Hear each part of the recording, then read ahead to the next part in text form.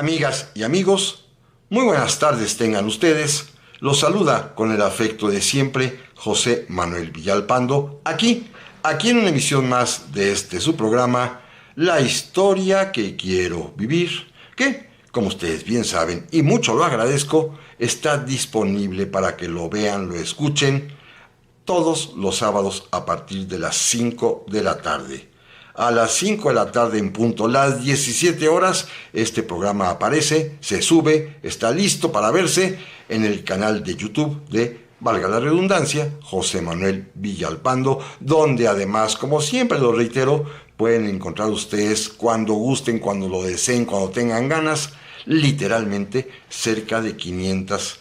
programas o emisiones anteriores. Es un canal abierto, listo para ser consultado en cualquier momento, con la salvedad, insisto, en que el programa que corresponde a cada semana aparece los sábados en punto de las 17 horas. Por lo demás, les agradezco infinitamente, como siempre lo hago, su presencia, su compañía, al estar juntos para recordar el pasado, reiterando también que este programa, que este canal, que estas emisiones no tienen ningún fin económico, ni lucrativo, ni están monetizadas, ni nada por el estilo, que simplemente se hacen por la pasión compartida entre ustedes y yo por la historia. Eso sí, les recuerdo que están a su disposición las vías electrónicas que permiten comunicarnos, bien sea a mi correo villalpandohistoriador@gmail.com, a mi página de Facebook Villalpando y la Historia, o también en los comentarios que permite este mismo canal de YouTube. Y no se diga más, amigas y amigos, y si les parece a ustedes bien, vamos a dar inicio al programa de hoy. Porque en esta ocasión también quisiera, con la venia de ustedes, hacer un programa de corte histórico, sí, pero personal, que tiene que ver con un lugar que a mí me apasiona, que lo confieso que amo profundamente, que es la ciudad y el estado de Aguascalientes. Todo ello, y como lo explicaré más adelante, ya que el día 23 de mayo, pero de 1835, es decir, hace 190 años, Aguascalientes como entidad política alcanzó su independencia, su libertad, su soberanía, para convertirse más adelante en un estado más de la República Mexicana. Todo ello ocurriría el día 23 de mayo, repito, de 1835, hace 190 años. Fecha y efeméride que me sirve de pretexto para hablar un poco sobre Aguascalientes. Primero, he de decir que es una ciudad que me gusta, me apasiona y que la he visitado rutinariamente, año con año, sin fallar uno solo, al menos desde hace 45 años. Y siempre además por estas fechas. Acabo de regresar apenas hace unos días de haber realizado mi visita anual, casi como una especie de manda a la ciudad de Aguascalientes. Y aunque aclaro, siempre lo hago, siempre, una vez que ha concluido la tradicional y muy famosa Feria de San Marcos, a la cual, les confieso, no he asistido ni una sola vez en mi vida, porque no soy muy proclive a estos eventos masivos ni estas formas de celebración como se estila muchas veces, y simplemente lo evito, pero siempre asisto después de la feria, porque queda una sensación muy grata en la gente de Aguascalientes, contentos porque les ha ido muy bien seguramente, y la atención, tanto en los hoteles como en los restaurantes, como en las tiendas, es magnífica. Además, y esto es más importante aún, mis raíces familiares tienen mucho que ver con la propia Aguascalientes, como lo comentaré en un momento más, pero sobre todo porque tenemos amigos muy importantes que forman parte de nuestra vida, que radican allá y que simple y sencillamente este video es una manera de agradecerles también su hospitalidad, su amistad, la manera como nos reciben y que por supuesto están totalmente correspondidos. No menciono sus nombres, ellos saben quiénes son, me están seguramente viendo o escuchando, y en este caso pues simplemente decirles que gracias por toda su benevolencia cada vez que asistimos a la hermosa ciudad de Aguascalientes. Repito, en mi caso, casi hace 45 años consecutivamente, al menos una vez por año. Debo comentarles además también que la ciudad de Aguascalientes, decía yo hace un momento, es el nido familiar donde nació mi padre, donde nacieron mis tíos, el hogar de mi abuelo y de mi abuela, y que de allí, por allá de 1933-34, emigraron a la Ciudad de México. Y voy a platicar una especie de secreto familiar que acabo de descubrir y que me tiene totalmente azorado. Miren, en la tradición familiar, y sí, en la historia inclusive local de la propia Aguascalientes, mi abuelo, que fue una figura política local, llegó a ser diputado, que tuvo inclusive algunos momentos y episodios pues muy destacados cuando se atrevió a denunciar la prepotencia de un gobernador allá por 1928-29, y que después pues fallecería trágicamente, seguramente lo asesinaron. Esto obligó a que mi abuela, que era maestra de profesión, que fue además educada y formada en la Escuela Normal de Aguascalientes, que al día de hoy es un edificio bellísimo de la época porfiriana que les recomiendo mucho visitar y del cual hablaré un poco más tarde. Mi abuela pues tuvo que volver a trabajar y al poco tiempo logró ascender a la categoría de directora de la escuela primaria número 1 de Aguascalientes, llamada Jesús Terán, en honor a un aguascalentense distinguido que había sido ministro diplomático embajador de México en la corte de Francia en época del presidente Juárez, al que le toca enfrentar en realidad la intervención francesa cuando se rompen relaciones con Francia, y él es nuestro embajador allá va a morir lamentablemente. Pero en esta escuela primaria Jesús Terán mi abuela fue directora, y cuando en México se estableció a nivel constitucional la educación socialista, mi abuela, que además era una ferviente católica, consultó con el obispo local acerca de qué debía hacer una maestra católica que se veía impedida de continuar pues brindando ahora educación socialista que iba en contra de sus creencias, y el obispo le dijo que renunciara, sin importar que mi abuela tenía, además de ser viuda, 8 hijos que mantener. Y esto pues va a ser una decisión de vida que obligará a mi abuela con sus hijos a emigrar a la Ciudad de México, y debo comentarlo tal cual. Es obispo cuyo nombre ni siquiera quiero mencionar, que fue propuesto para ser canonizado. Mi papá, en su momento, cuando fue interrogado por el postulador de la causa, el llamado comúnmente en derecho canónico el abogado del diablo, mi papá fue de los que se opuso porque el obispo mostró muy poca caridad cristiana al obligar a una viuda con 8 hijos a dejar su empleo,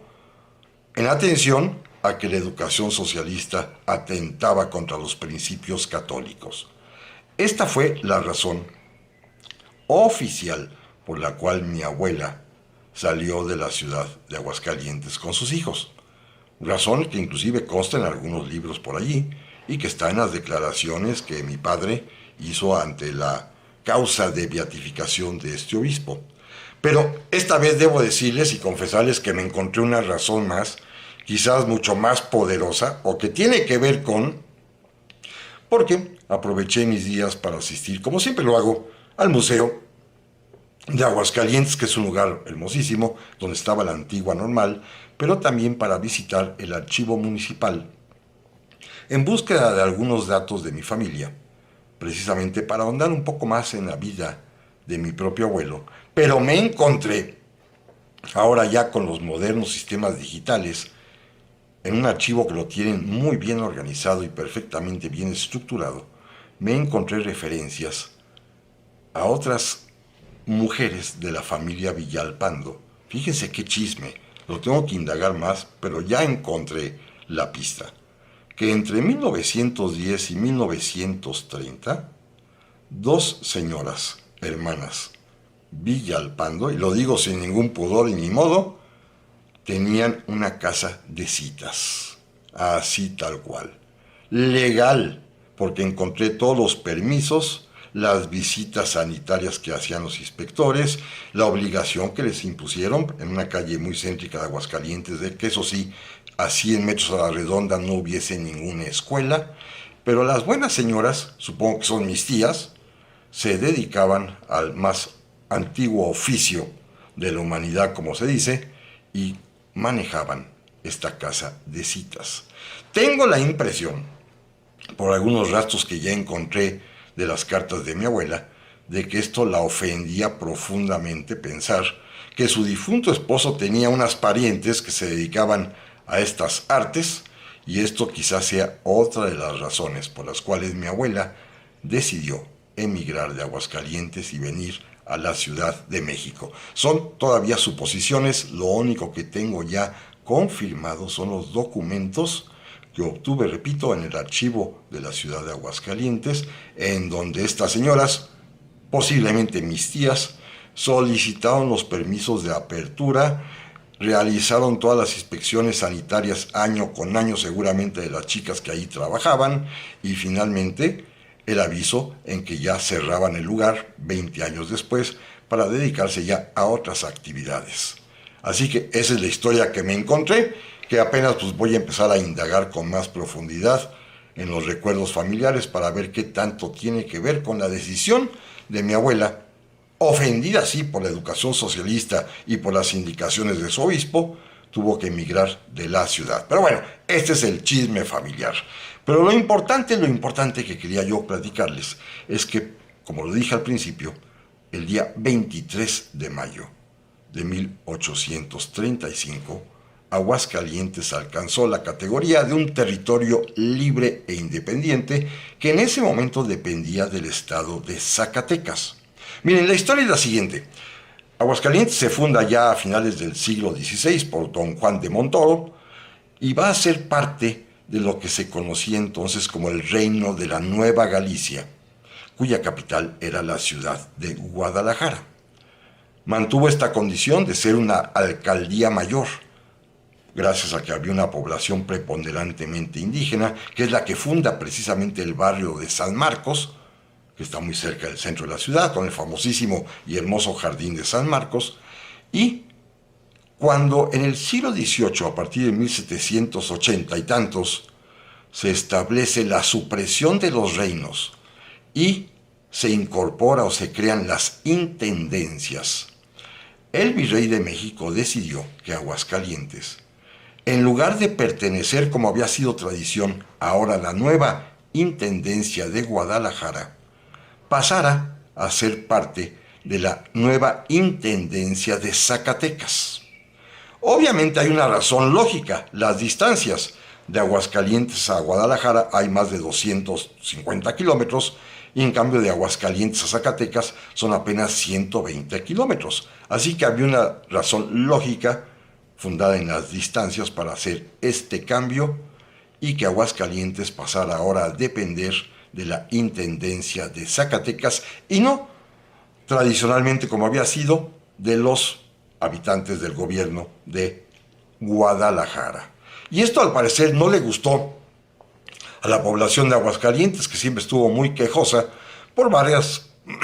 motivos muy claros, fundamentalmente a que la vocación natural de Aguascalientes era la agricultura y los hilados, y la vocación natural de Zacatecas en ese entonces era la minería. Y esto pues va a ocasionar problemas diversos entre los zacatecanos y los aguascalentenses, sobre todo porque los zacatecanos pues querían utilizar las tierras fértiles de Aguascalientes para su subsistencia agrícola y en cambio pues no daban nada a cambio a la población local de Aguascalientes. Esto es un problema, digámoslo así, entre comerciantes, entre personas, entre políticos locales, aguascalentenses versus zacatecanos. Y sí, En Aguascalientes tenían muchas molestias, que en Zacatecas les incrementaban los impuestos, que de alguna manera se consideraban superiores a los aguascalentenses, en fin, una serie de ofensas cotidianas que eran seguramente el pan nuestro de cada día para aquellas personas, pero en Aguascalientes se aprovechó una circunstancia política favorable en ese año de 1835. Miren, gobierna el país Antonio López de Santana y gobierna especialmente el estado de Zacatecas un enemigo suyo, un liberal consumado, Francisco García Salinas, que tiene como vicegobernador a quien fuera anteriormente también vicepresidente de la República y enemigo de Santana, don Valentín Gómez Farías. Y Gómez Farías y García Salinas creo que pensaron con lógica de su tiempo que Zacatecas era una verdadera potencia mundial, y sí, sí lo era, ¿eh? Es un momento en el cual la minería, las industrias extractivas de materiales y metales preciosos en Zacatecas está en auge y en apogeo. Se logró superar la crisis que había provocado la independencia en materia minera y Zacatecas nuevamente era un emporio minero, en un tiempo en el que el oro y la plata tienen un valor en todo el mundo enorme. Entonces los zacatecanos se sintieron ricos, abundantemente ricos, y aprovechando esto que ya lo hemos platicado alguna vez, las deficiencias de la Constitución de 1824, por el cual se suponía que los estados libres y soberanos voluntariamente se habían adherido al Pacto Federal, Zacatecas expresó su deseo de separarse del Pacto Federal y crear un país independiente, que lo sería, en los términos de García Salinas, como una auténtica potencia minera que suministraría oro y plata a todo el mundo, lo cual no estaba tan alejado de la realidad. Lo que pasa es que, imagínense ustedes, Zacatecas en medio del territorio nacional, simplemente vean ustedes un mapa, pues la posición iba a quedar un tanto cuanto difícil si lo consideráramos como un estado libre e independiente, soberano, distinto de México, separado de México. Y esto pues va a ser suficiente para que el general Antonio López de Santana, presidente de la República, pida licencia para ponerse al frente del ejército mexicano, va a Zacatecas y en una sola batalla, en la famosa batalla de Guadalupe, ocurrida en este convento que está cerquita de la ciudad de Zacatecas, derrote a García Salinas y a sus 4,000 soldados que ya se habían declarado independientes. Así que Santana fue y los puso en orden y de regreso pasó por Aguascalientes, en donde lo recibieron de una manera, apoteósica, con arcos del triunfo, con flores, con un desfile, con música, con celebraciones, y lo invitaron a alojarse, a hospedarse, en la casa de uno de los más principales comerciantes de la ciudad. Un señor bastante rico seguramente, un señor que tenía además, capacidad económica y poder y reconocimiento social, don Pedro García, que no era político, simplemente era un hombre rico afamado del lugar. Y cuenta la leyenda que ahí, hospedado en una tarde, mientras don Pedro García salía a atender algún asunto, Santana se quedó a solas con la esposa de este hombre, una mujer llamada doña Luisa Fernández Villa. Y dicen allá en Aguascalientes que doña Luisa, mientras le ofreció un tecito y unas galletitas, le empezó a platicar de los sufrimientos y agravios que el pueblo de Aguascalientes tenía y sufría a causa de los zacatecanos, que ellos nunca quisieron pertenecer a Zacatecas, que estaban más felices con Guadalajara, pero que sin embargo ahora, ya Aguascalientes, con su capacidad agrícola y con su incipiente industria textil, era autosuficiente en realidad y que no querían seguir dependiendo de Zacatecas. La leyenda aguascalentense dice que Santana le dijo, señora, ¿y qué podemos hacer? Y que ella le dijo, yo haría hasta lo imposible. Y Santana, según esto muy pícaro, dijo: ¿qué tan lo imposible, señora? Y entonces doña Luisa Fernández Villa se acercó y le dio un apasionado beso, supongo que en los labios, al general Antonio López de Santana, que no era presidente, estaba de licencia. Y con eso bastó para que inmediatamente entrara por la habitación don Pedro García y le dijera: mi amor, mi vida, el general Santana acaba de decirme que Aguascalientes será independiente de Zacatecas. Y lo festejaron muy bien, estuvieron todos muy contentos y efectivamente Santana le ordenó al presidente interino de la República, el general Miguel Barragán, que expidiera el día 23 de mayo de 1835 el decreto por el cual se declara a Aguascalientes un territorio libre y soberano,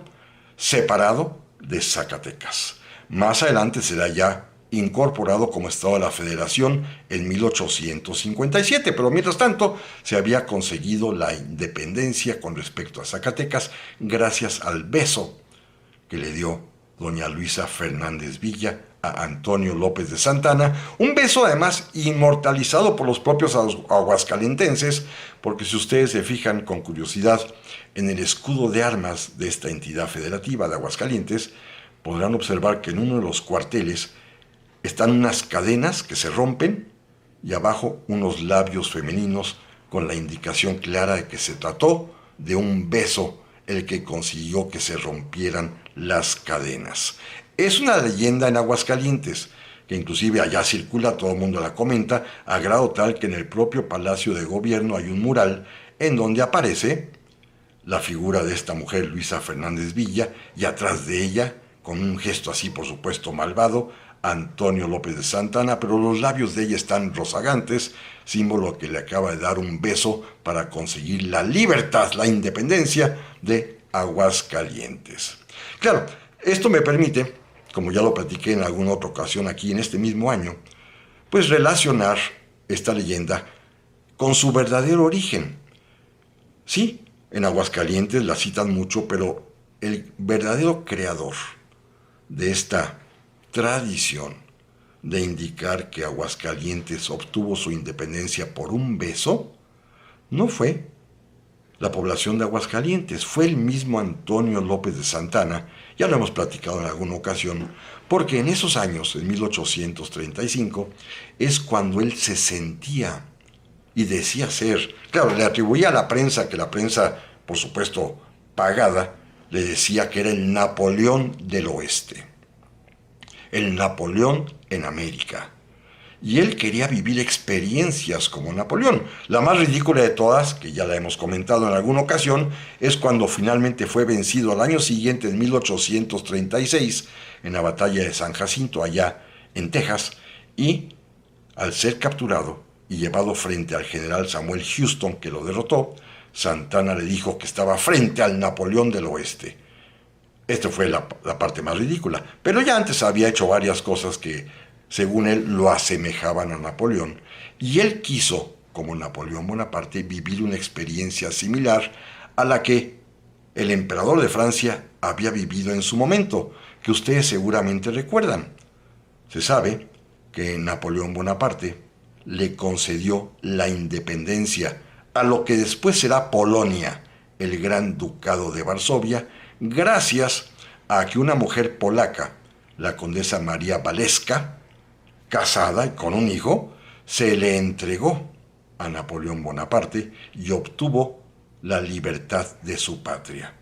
Un hecho confirmado y históricamente demostrado, y además Napoleón tendrá además un hijo con esta mujer,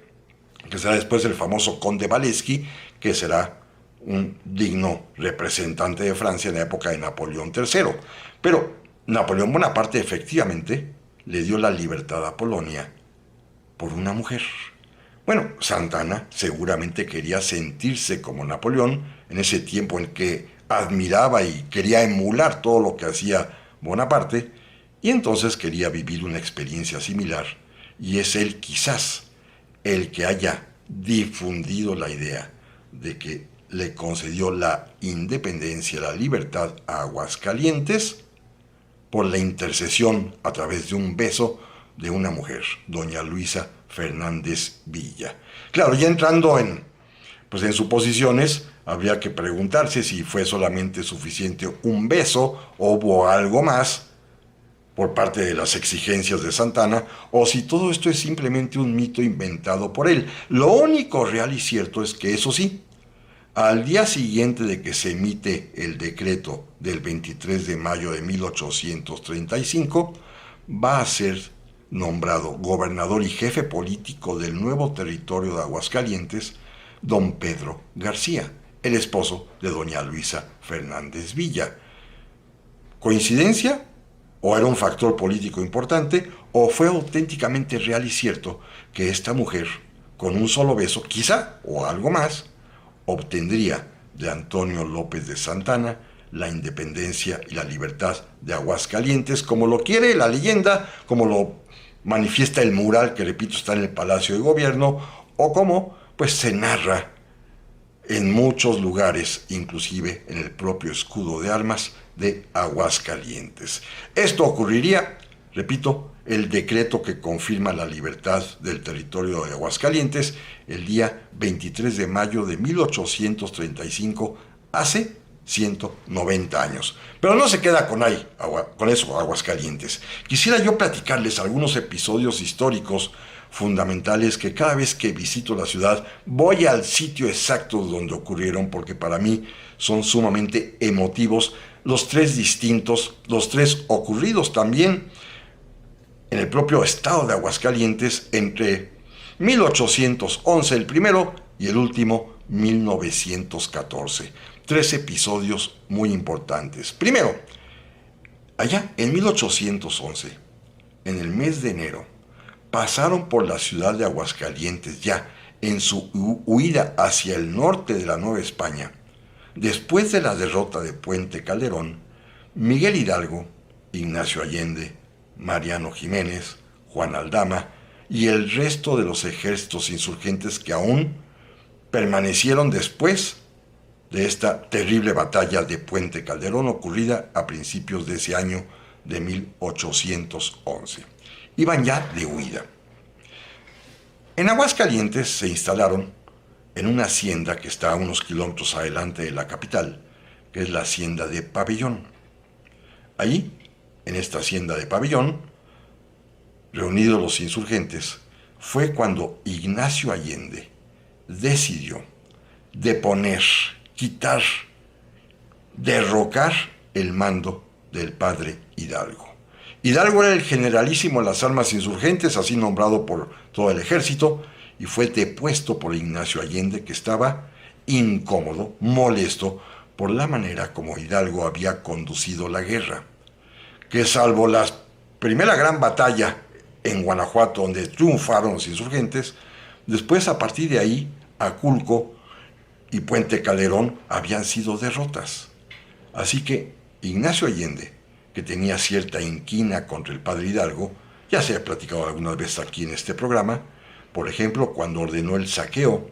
de los bienes de los españoles, tanto en Guanajuato como en San Miguel, como en la ciudad de Morelia, como en la propia Guadalajara, cuando ordenó, por ejemplo, los asesinatos de una cuarentena de españoles allí mismo en la propia Guadalajara, y cuando inclusive el propio Ignacio Allende quiso eliminar a Hidalgo, bueno, todo esto tenía ya encono entre los insurgentes. Pero esto, amigas y amigos, no se vayan, vamos a platicarlo en un momento más. Ya estamos aquí, amigas y amigos, para la segunda parte del programa de esta semana, en el que estamos hablando acerca un poco de la historia de Aguascalientes en virtud de mis cuestiones familiares que ya relaté, pero también de algunos episodios históricos importantes como este ocurrido en el año de 1811, exactamente el día 23 de enero, cuando Miguel Hidalgo y Costilla fue despojado del mando de la insurgencia por el propio Ignacio Allende, que, repito, tenía ya ciertas cuitas con él. No estaba a gusto con el mando de Hidalgo, tanto por los errores militares cometidos durante la campaña como por los excesos, ya sea asesinando españoles o ordenando el saqueo, y también por otra razón importantísima, porque el propio Ignacio Allende, harto seguramente, desabrido como dicen los textos con Hidalgo, había consultado con el obispo de Guadalajara si sería lícito envenenar al padre Hidalgo para acabar con su despotismo, imagínense nada más. El caso está pues que allí en Hacienda de Pabellón, cercana a Aguascalientes, el día 23 de enero de 1811, en junta con los principales caudillos de la independencia que iban en ese momento con Hidalgo, con Allende, como Aldama, como Jiménez, como el propio López Rayón, se decidió que Hidalgo dejara de ser el generalísimo, que ocupara esta posición Ignacio Allende, y que Hidalgo marchara como una especie simplemente de señuelo para la gente, pero ya sin ningún poder, casi en calidad de prisionero, como sucederá a partir de ese momento en que fue ya despojado de todo poder, hasta el momento en que sean capturados días después en la famosa Acatita de Baján. Así que allí, en Pabellón de Hidalgo, como se llama actualmente el lugar, cercano a Aguascalientes, ocurrió este suceso triste por el cual se insubordinó Ignacio Allende y logró quitarle todo poder, todo mando al padre Miguel Hidalgo y Costilla. Esto ocurrió allí, en el estado de Aguascalientes, en la hacienda de Pabellón Hidalgo, donde inclusive al día de hoy hay un bonito museo sobre la independencia, pequeño, pero muy agradable, que vale la pena visitar. Me cambio de año y nos vamos al mes de febrero, pero de 1867, donde también en el norte del estado de Aguascalientes, cerca del municipio, del pueblo de Rincón de Romos, hay una hacienda que se llama San Jacinto. En esta hacienda, precisamente, allí en febrero,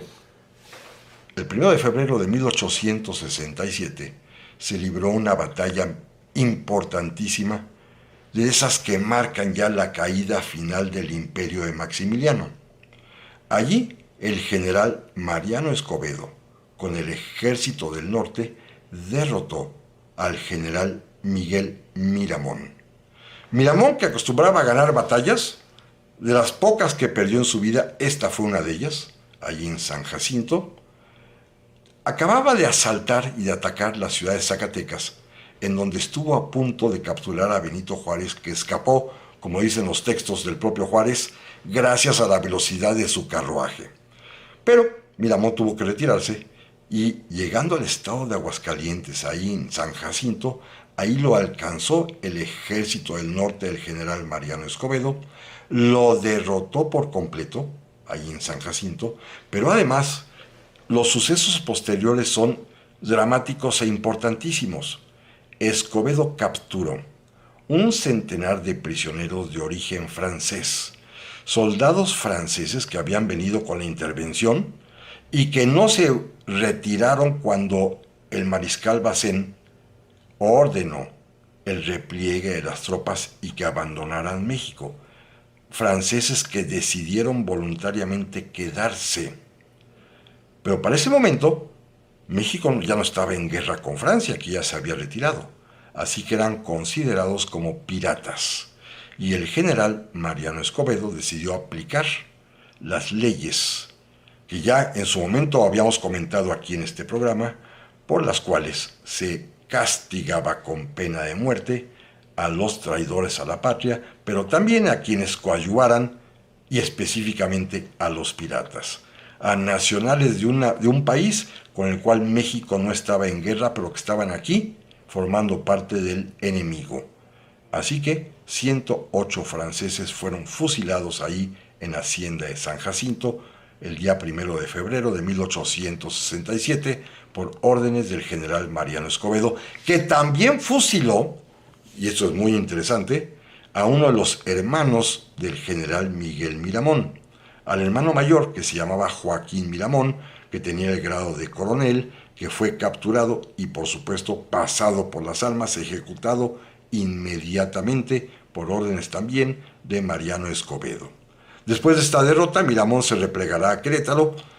Escobedo lo perseguirá hasta Querétaro, precisamente se hará el famoso sitio que será pues el último estertor del imperio de Maximiliano. Pero en Aguascalientes, insisto, en la hacienda de San Jacinto, que se puede visitar, no hay nada más que el puro casco de la hacienda, pero ahí fue el lugar de la batalla en la cual Mariano Escobedo derrotó a Miguel Miramón el 1 de febrero de 1867. Y me brinco ahora hasta el año de 1914, cuando entre el 10 de octubre de ese año y el 9 de noviembre, durante un mes, allí en Aguascalientes y específicamente en el hermosísimo Teatro Morelos de esa ciudad, se llevaron a cabo las sesiones de la Convención Soberana Revolucionaria. Una vez que se derrotó a Victoriano Huerta, una vez que salió del país,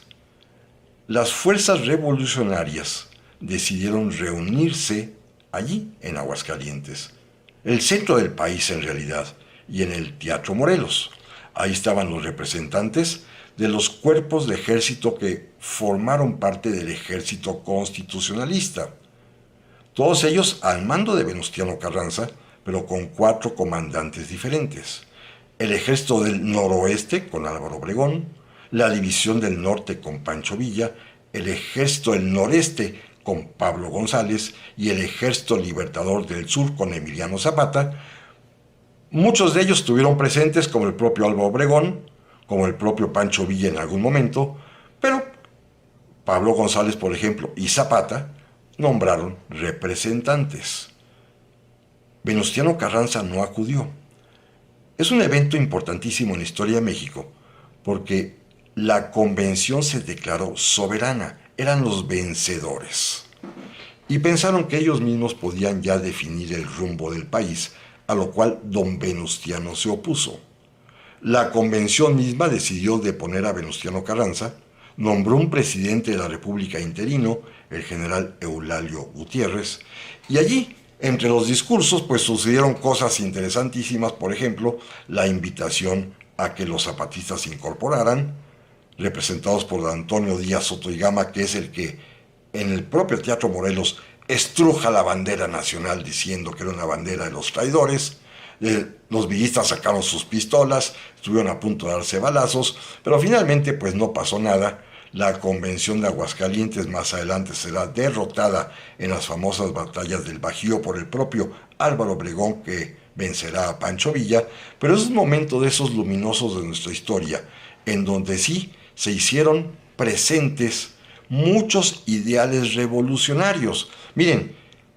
en esta soberana convención de Aguascalientes asistió y fue nombrado secretario de Instrucción Pública nada más ni nada menos que el gran José Vasconcelos. Esto acontece, repito, durante los trabajos de la soberana Convención de Aguascalientes, de la cual ya lo había platicado yo en diciembre, pues yo escribí un librito que así se llama precisamente, La Convención de Aguascalientes, un diálogo de comprensión histórica para lectores contemporáneos, que lo publicó la propia Universidad de Aguascalientes con la Universidad de San Luis Potosí, y justamente me lo encontré, debo decirlo, hace unos días, en las librerías de allá de Aguascalientes a la venta, lo cual me dio mucho gusto, porque es de alguna manera mi colaboración, mi dedicatoria al estado de Aguascalientes, a su historia, a mi pertenencia familiar por las raíces de mi papá, a mis amistades, está dedicado a ellas también, porque allí me enteré hace año y medio que nació mi nieta, en fin.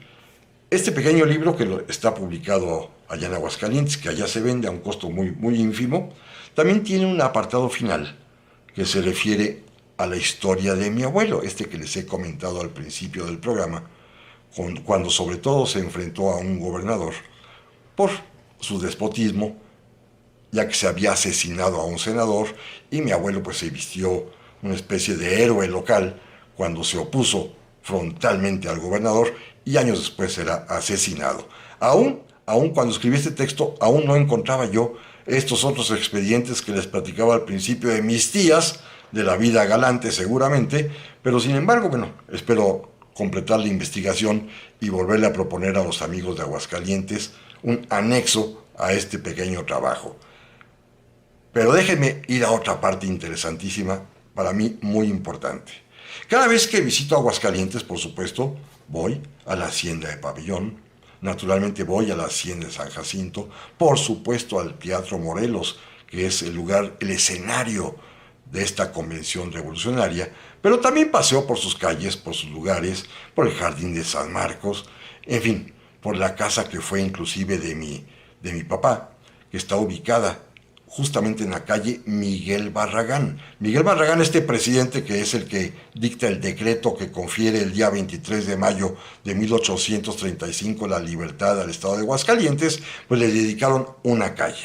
Una calle además también, que repito, ahí estaba la casa de mi papá cuando era niño, pero también cuadras más adelante está la casa de un personaje para mí inolvidable, que ya falleció lamentablemente hace muchos años, un hombre muy mayor, don Alejandro Topete del Valle, que fue el primer y gran cronista e historiador de la ciudad y del estado de Aguascalientes. Don Alejandro Topete del Valle, que tuve el honor de conocer y que él me tratara y me dispensara su confianza y amistad en su propia casa, recuerdo perfectamente bien, tenía hasta un fonógrafo antiguo de estos de cilindros y tenía pues música maravillosa del principio del siglo XX e inclusive aquel famoso carrete que después ya circuló con la voz original del general Porfirio Díaz. Bueno, este era don Alejandro Topete del Valle, repito, un cronista e historiador, pero a lo que voy es que él, por iniciativa suya, el gobierno de Aguascalientes decidió crear el Museo de la Ciudad de Aguascalientes, que está en un edificio hermosísimo,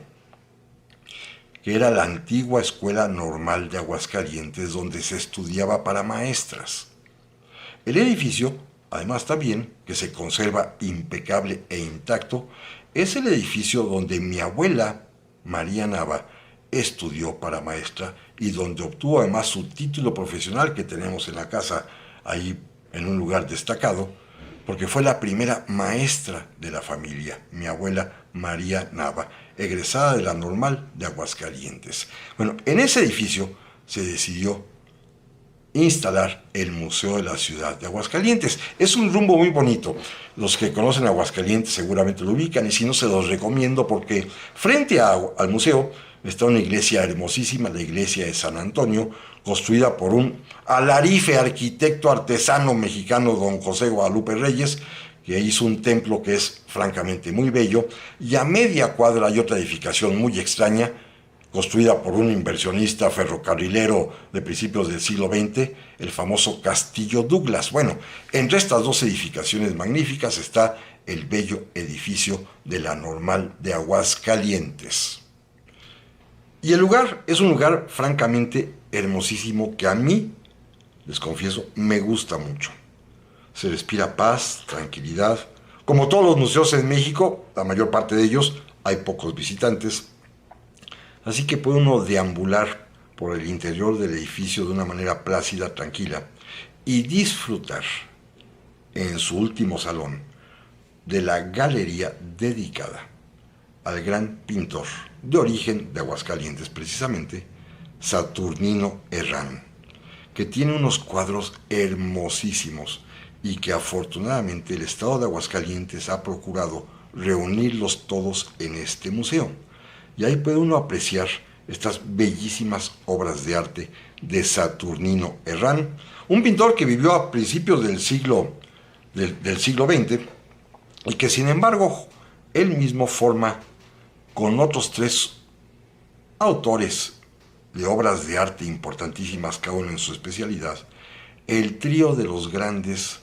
intelectuales artistas aguascalentenses. Era muy amigo de otros dos personajes que quiero mencionar también. Uno de ellos, un músico muy famoso, quizás el más famoso músico clásico mexicano, Manuel M. Ponce. Manuel M. Ponce no era oriundo de Aguascalientes, él nació en Zacatecas, pero desde muy chiquito se fue a vivir a Aguascalientes con su familia y creció y se ambientó e inició sus trabajos musicales en la propia Aguascalientes. Inclusive cuando visita uno el centro de Aguascalientes, en la Plaza Mayor, frente a la catedral, hay un monumento que se llama La Excedra, que es una especie de columna altísima, en donde, por cierto, dice la gente que ahí pasaba el meridiano, y le pregunta a uno de los viandantes, el chiste local es decir, ¿y qué hace usted aquí? Pues esperando a que pase el meridiano, viendo el cielo, que jamás pasa, por supuesto. Pero bueno, esta exedra está dedicada a Manuel M. Ponce, que es considerado como un aguascalentense adoptivo. Bueno, era muy amigo de Saturnino Herrán, y el tercer gran amigo de ellos era nada más ni nada menos que el gran escultor mexicano Jesús F. Contreras, también oriundo de Aguascalientes, aquel famoso escultor, del cual también alguna vez ya platicamos aquí, que esculpió con sus manos esta famosa estatua de la Malgré-Tout, a pesar de todo, que se encontraba en la Alameda Central de la Ciudad de México, que hoy el original está en el Museo de Arte aquí en la capital, pero que la esculpió con un solo brazo, porque para ese momento ya le habían amputado uno, porque tenía cáncer, y aún así triunfó en la Exposición Universal en París en el año de 1900, le dieron el gran premio por la mejor obra de arte, además esculpida con un solo brazo. Un escultor que además también tiene una serie de grabados en bronce, altos grabados, enormes, gigantescos, con todos los reyes o emperadores mexicas, y que en la propia Aguascalientes le han dedicado ya una plaza donde tienen varias de estas obras monumentales en bronce, esculpidas por el propio Jesús F. Contreras. Pero el dato más curioso es que su tumba está precisamente en el Museo de la Ciudad de Aguascalientes, en un jardincito lateral que ahí se encuentra, en donde ahí fueron llevadas sus cenizas, y ahí se encuentran depositadas abajo de una pequeña bola de piedra, en una pequeña fuentecita. Ahí está la tumba de Jesús F. Contreras. Un trío maravilloso. Jesús F. Contreras, el escultor, Manuel M. Ponce, el músico, y además también Saturnino Herrán, el pintor. Dato curioso, cuando Manuel M. Ponce se enteró del fallecimiento de Jesús F. Contreras, compuso su famosísima suite o minueto para una sola mano, una obra para piano que se ejecuta precisamente con la mano derecha nada más, en homenaje a Jesús F. Contreras. Esto se puede ver y apreciar en toda su magnitud en este museo de la ciudad de Aguascalientes, donde, repito, era la escuela normal, fundada en la época porfiriana, en la cual estudió mi abuela. Un lugar hermoso, como lo es todo Aguascalientes en realidad. Ahora bien, saliéndonos del centro histórico de Aguascalientes, vale la pena también visitar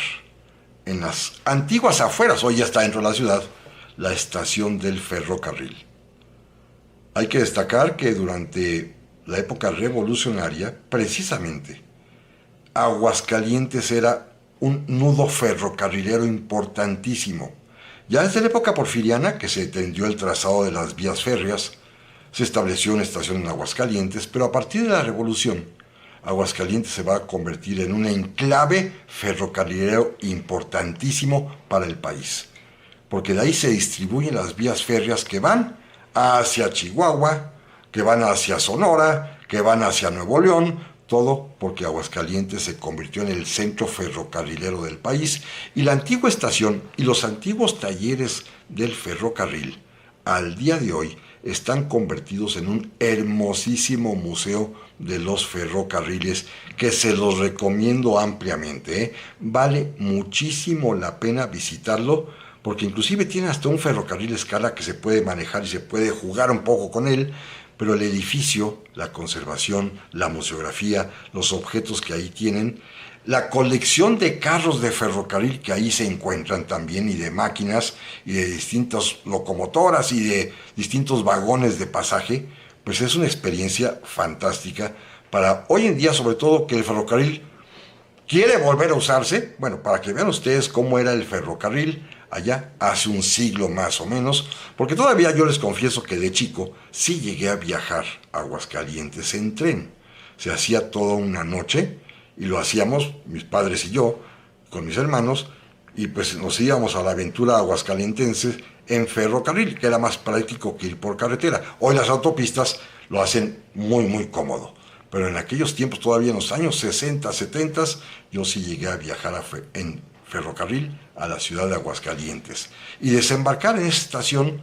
que hoy es un museo, repito, hermosísimo, que vale la pena y no se lo deben perder. Y debo reiterar pues varias cosas de las que ya dije. Es un sitio, una ciudad en la cual,